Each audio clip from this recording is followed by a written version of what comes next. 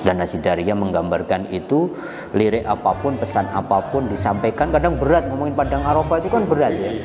Ngomongin keadilan itu, bayangin tahun 70, 80 ngomongin keadilan, bisa hilang. Di saat gitu, hegemoni Orde Baru hilang dulu. Tetapi ngomongin jilbab putih, orang dulu. Di saat orang dilarang untuk berjilbab. Dulu orang berjilbab itu, wah itu taruhannya iman.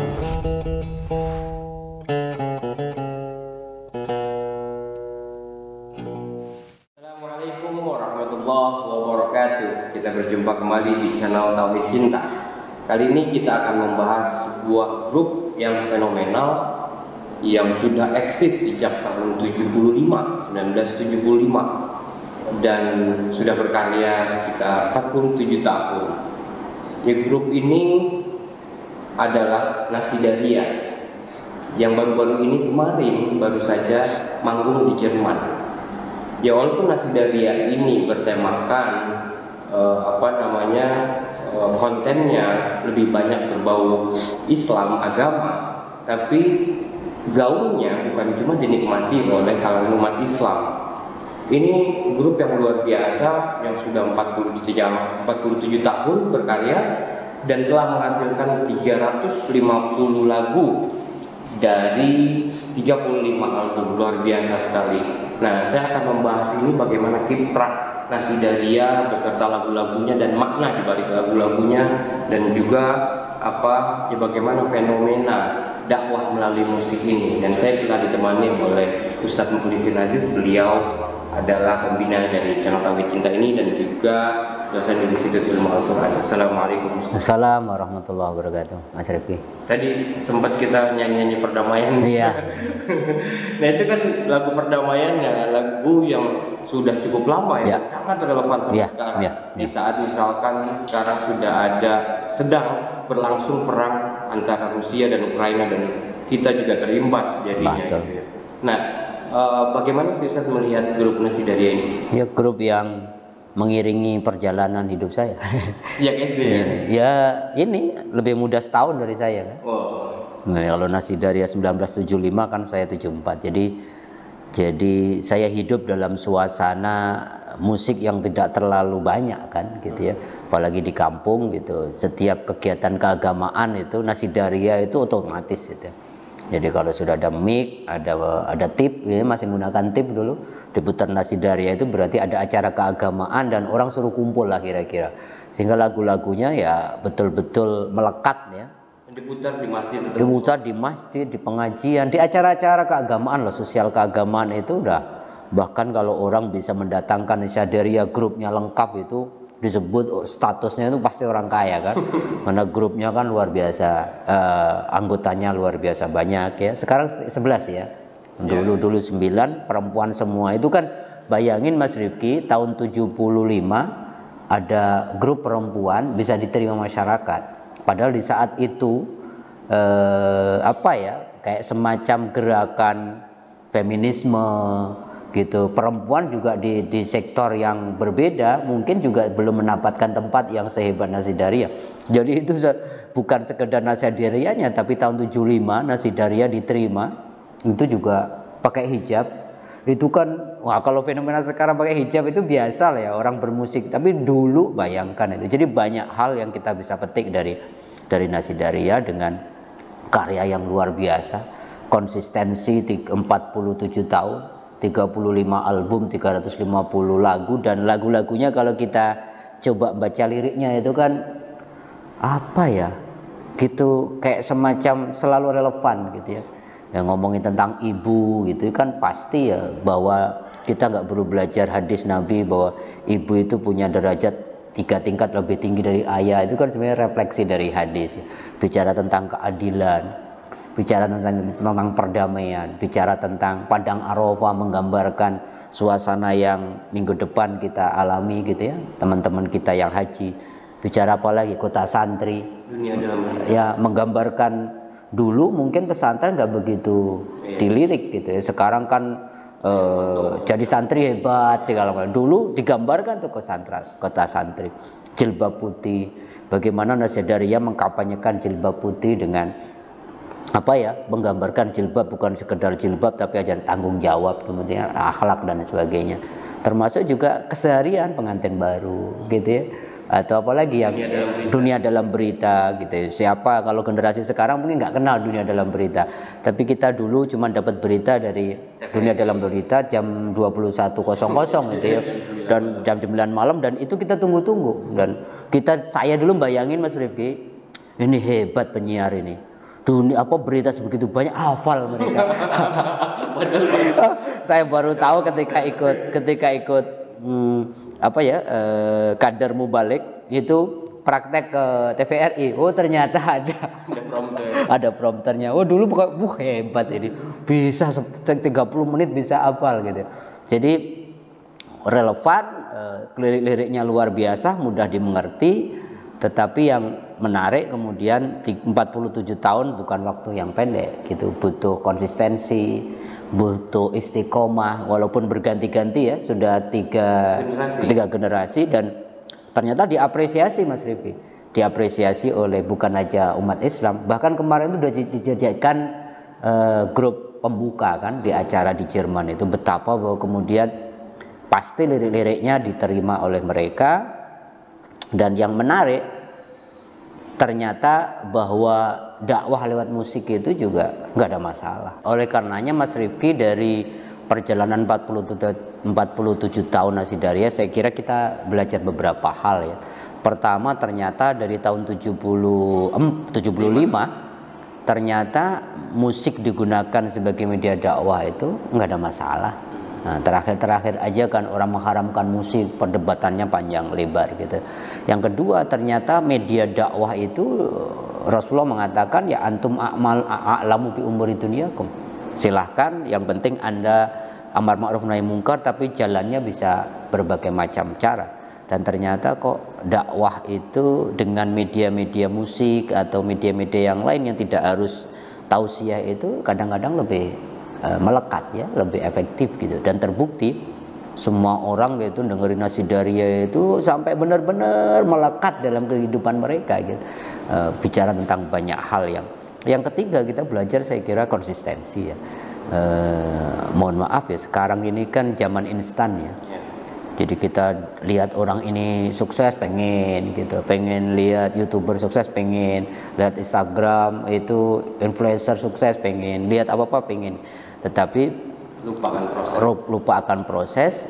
Kalau bahasa sufinya kan jangan kau kejar karomah, tapi lakukanlah karomah, istiqomah, karena istiqomah itulah karomah itu sendiri. Jadi jangan kau bicara tentang hasil, tapi lakukanlah proses day per day-nya itu secara maksimal, karena itu sebenarnya keberhasilan itu sendiri. Dan itu terbukti 47 tahun bukan waktu yang pendek, sehingga kemudian saya kira kita harus apresiasi ya, perempuan lagi gitu ya, bahwa orang punya punya hak untuk sukses, tidak dibatasi oleh gender, laki-laki atau perempuan, tergantung kita bagaimana memaksimalkan potensi yang Allah berikan dengan cara-cara tentunya yang positif. Saya kira beberapa hal penting yang kita dapat petik dari Nasidaria itu. Dan sebelum kita bicara isi ya, lirik-liriknya yang luar biasa.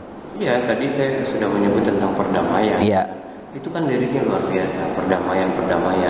Terus banyak yang cinta damai, tapi kenapa perang masih? Ya, banyak orang ngomong cinta damai, verbal, tetapi perilakunya sesungguhnya perang gitu. Perang masih terus terjadi karena itu tadi, karena bahwa kemudian ada hambatan vested interest gitu ya. Liriknya itu kan luar biasa, engkau ngomongin perdamaian tapi engkau ciptakan perang agar bisa jual senjata, engkau bikin senjata, kemudian engkau suplai mereka, engkau bangun gedung tapi engkau yang hancurkan ya. Tidak ada yang menang saya kira ya, bahwa Rusia sama Ukraina itu kan ego.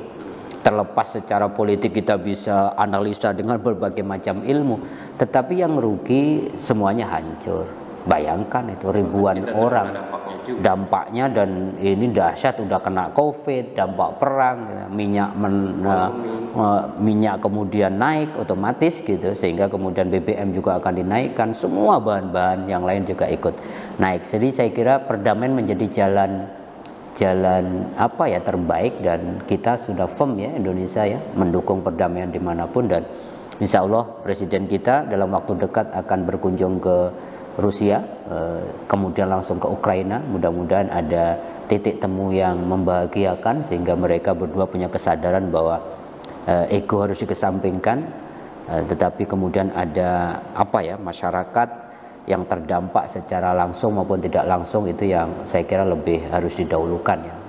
Hentikanlah perang, tidak ada yang menang di dalam perang gitu. Kita banyak kasus lah, kasus Kuwait sama Irak juga hancur gitu ya, kasus Libya juga hancur, kasus Syria, kasus Yaman sekarang sama Saudi yang terus saling kirim bom dan sebagainya. Nggak ada artinya. Negara-negara, saya kira banyak negara-negara hancur gara-gara perang.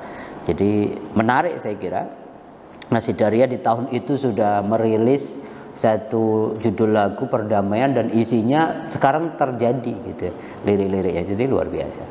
Nah ini terakhir nih Ustaz. Ya kita tahu kan namanya Nasidaria, nasida atau lagu ya. Ria itu adalah gembira, riang gembira gitu.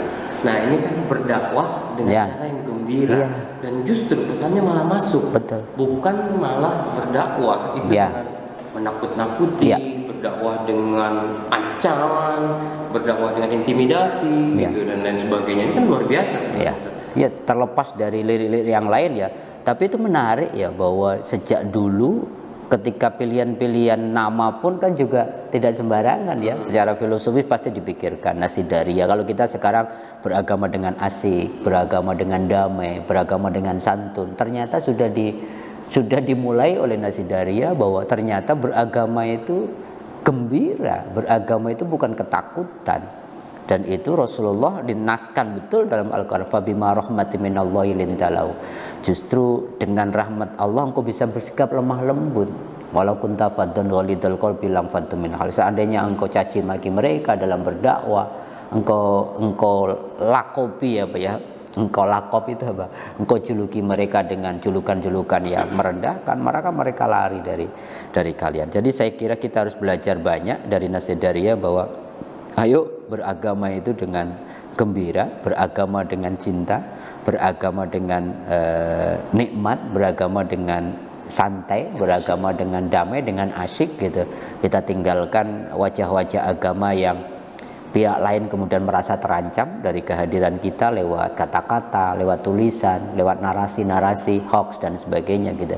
Karena Rasulullah pernah diminta untuk melaknat orang-orang yang dulu kemudian memusuhi Rasulullah. Rasulullah mengatakan lam ab'atsu la'anan walakin bu'itsu rahmatan. Saya diutus bukan untuk melaknat, bukan untuk mencaci, tapi diutus saya untuk memberikan rahmat gitu. Saya kira pesan dari Nasidaria saya kira itu. Kemudian ayo gitu, kembali kita bergembira dengan tidak hanya dalam konteks berhablum minanas gitu ya, beribadah pun kalau bisa itu Nasidaria, dalam arti bergembira, kita lagi mau bertemu dengan Sang Maha Cinta dan sebagainya, sehingga ekspresi ibadah kita bukan ekspresi Allahu Akbar malah menakutkan, tapi Allahu Akbar malah melembutkan hati kita. Kita membaca tasbih, membaca kalimat-kalimat tauhid. Kok sekarang bayangin Mas Rifki, gara-gara satu kalimat sudah diasosiasikan gitu, ada orang membawa bendera la ilallah menjadi persoalan. Karena apa? Karena ada konteksnya. Nah, kenapa enggak kita kembalikan kalimat-kalimat itu kepada intinya, sehingga kemudian kita beragama ya kembali kepada hakikat. Dan kalau sudah kembali kepada hakikat, pasti gitu motifnya bukan lagi takut akan neraka, bukan berharap akan surga, tapi memang cinta.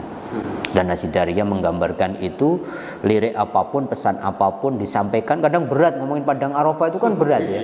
Ngomongin keadilan itu, bayangin tahun 70, 80 ngomongin keadilan, bisa hilang. Di saat gitu, hegemoni Orde Baru hilang dulu. Tetapi ngomongin jilbab putih, orang dulu di saat orang dilarang untuk berjilbab, dulu orang berjilbab itu, wah itu taruhannya iman. Nah sekarang kan fashion gitu.